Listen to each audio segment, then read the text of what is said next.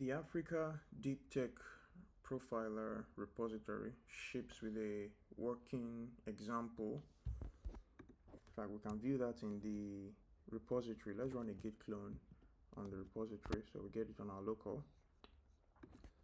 There, and then you can see in the repository there's an example folder where you can see an example submission metadata.json.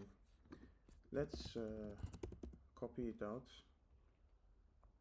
So I'll run another command so I can bring out the example into this folder.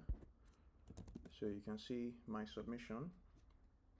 If I run a cd into my submission folder and inspect it, so you can see these files. Let's download the model.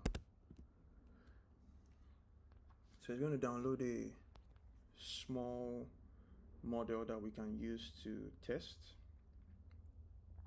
Shouldn't take too long. Yes, so that is done. And then we can inspect the metadata.json. So what does that metadata.json look like? So you can see these are the details in the metadata.json.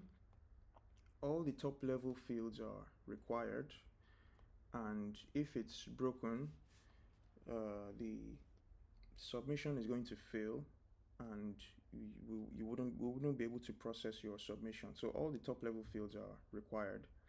The test prompts should be exactly 2. So we need to see exactly 2 test prompts.